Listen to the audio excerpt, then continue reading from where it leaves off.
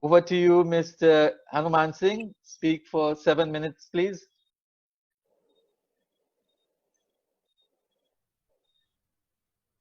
Yeah, you have to unmute your mic.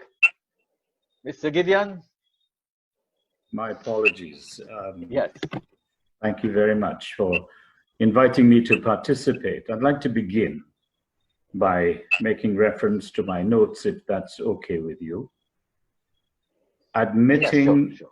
admitting, Kumar, like hundreds of thousands, how disappointed I am in the results as a supporter of the United National Congress, for which I may be condemned, but the Constitution gives me the right of choice, and those who sentence me must respect that choice. Disappointed because it was the second time in a row that my family and I placed our trust in the UNC, and the result was the same. Disappointed that my two daughters were voting for the first time.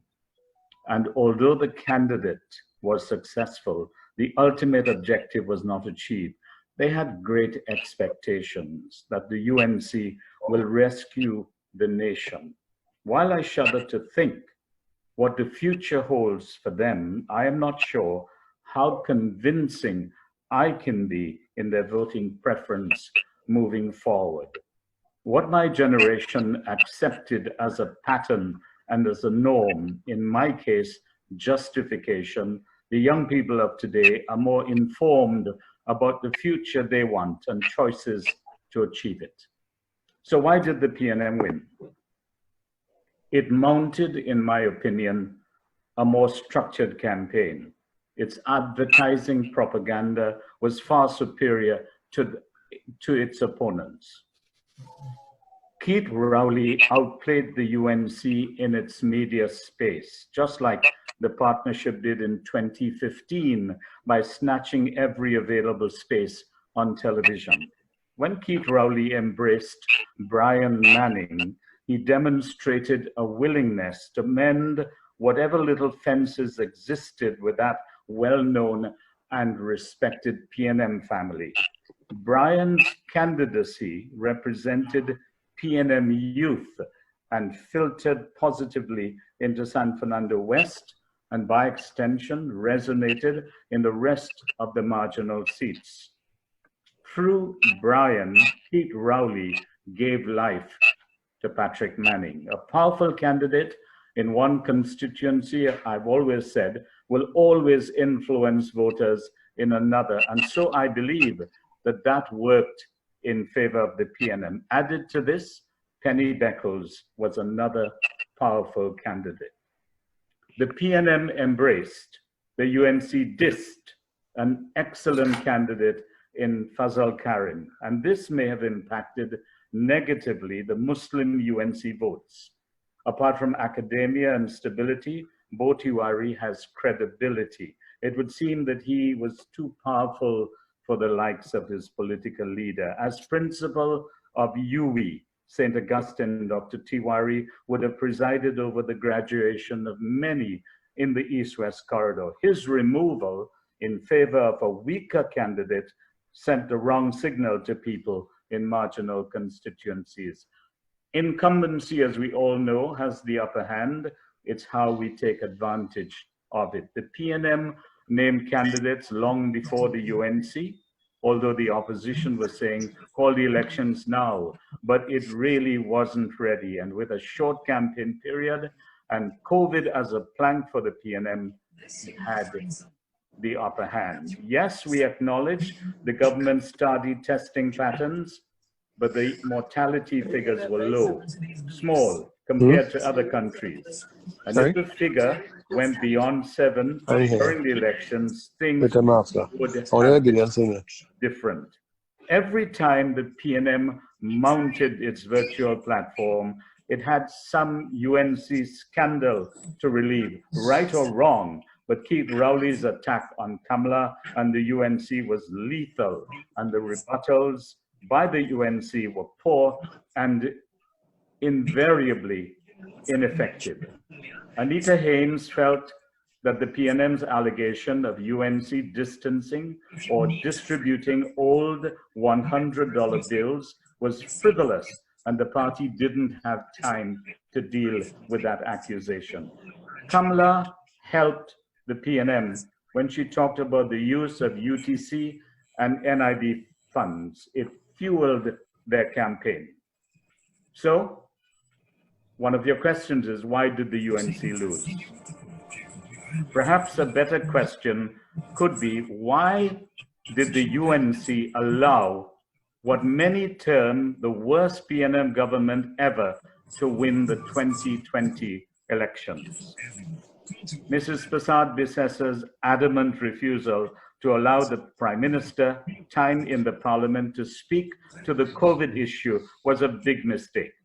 Although UNC MPs tried unsuccessfully to raise the pandemic as a definite matter of urgent public importance, when asked to give way, it was within her remit for the leader of the opposition to say, Madam Speaker, as you know, we tried unsuccessfully in this Parliament to raise this dangerous COVID issue, but the UNC will not be obstinate and will willingly give way to the Honorable Prime Minister. When she kept saying no, no, no, she angered the population because of the situation that we were seeing all over the world with deaths, so many thousands of people per day in different countries. Added to which, one of her MPs was insisting that bars be opened, and Wade Mark in the Senate was challenging the legal authority to close these bars. The UNC's call to open the borders was insensitive, and when it backfired, its leader explained what she meant and added salt to the wound by talking about slavery and indentureship. The medical fraternity, Mr. Mahabir, was mad with her for that statement. The other side was asking, can we trust them with our health? Keith Rowley's many narratives, like old man George Bush, gave the impression that he wasn't sure of victory, yet the UNC didn't take advantage of that negative stance. The UNC gave hope, quite naturally, in its manifesto, but the wish list seemed unachievable in light of COVID and its lingering impact on economic growth. How can you convince the population that you are building an aircraft maintenance hub for economic generation when the airline companies around the world are closing down? How will you stimulate jobs in an environment of a downward economic spiral? Experts are saying that there is no light at the end of the tunnel where COVID is concerned. The UNC's use of Afro-Trinidadian youths attacking an Afro-Trinidadian leader was like putting guns in the hands of youths to disrobe the democracy as happened in 1990. Yes, UNC flags lived in PNM areas, but the vote went to the Red Party. The UNC never recovered from the barrage of accusations about corruption when it led the partnership coalition. The Barry checks to Kamla, the timing of the EMDD decision, the banana handouts, the unfortunate blank word that the PNM made into black. Poor candidate choices. Constituency executives did not choose candidates. Kamla Prasad-Bissessa selected loyalists. So what do you want?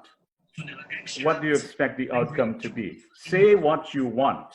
Ramona Ramdial had a presence among the distressed in her constituency. She was vocal on Tobago issues. She responded to the grief of the fisher folk in her constituency. She could have been retained somewhere. Who was advising the opposition leader on these issues? Who wrote her long-winded speeches? Suraj Rambachan saying in Debe that Munilal is the leader in waiting turned off a lot of people, unfortunately. The whole Bill Clinton facade, admitting that she made mistakes on the verge of the elections, was seriously ill-timed. People were asking, So if she gets another chance, maybe it will be the same mistakes. Where was Kamla during the riots in Port of Spain? While the PNM focused on party, the UNC had a presidential style campaign pitching Kamla against Rowley. Look at all the UNC candidate banners. That didn't work in 2015. It didn't work in 2020. To say today that the UNC did so well is to live in a world of denial when victory, as we all know, is the prize in an election. Yes, the UNC has a right to request recounts, but not in constituencies where the margin of victory is so wide. Kamla now walks the road of Pandey. She must know that it's not about self anymore, but about the people. The CNC3 news report of her talking about Pandey's many losses and obsession with power is now haunting her. It demonstrates double standards. And for the road ahead, if the PNM couldn't stimulate economic growth between 2015 and 2020, when there was no COVID, what will happen going forward? Will governance come through increased taxation? Will we continue to live through declining infrastructure? Going into a general election with terrible road conditions and no potable water in many communities was an insult to the population. To whom will we now complain? What will happen with our healthcare system? Can we afford to supply medicines to increasing numbers of Venezuelans and islanders who come here for CDAP drugs? Will the government deal effectively with the spiraling racial diatribe and introduce legislation to prosecute offenders? How long will UNC supporters keep Kamla as their queen who cannot deliver them to the promised land? And this is not mischievous nor spiteful. It is based on reality and track record. She's done well, admittedly, since 1995. She broke the glass ceiling in 2010. Nations around the world celebrating her historic political elevation. She commanded respect among her colleague heads in the Commonwealth and in the OAS. She will remain the country's first female prime minister. She delivered during her term. She's now challenged with health issues. Her platform speeches were weak and lackluster. But it's not for me or anybody among us to say that she should step down. That's a decision that she would have to make if she really cares about the future of the UNC and, more importantly, its membership. Thank you very much. Thank you very much. At least we have been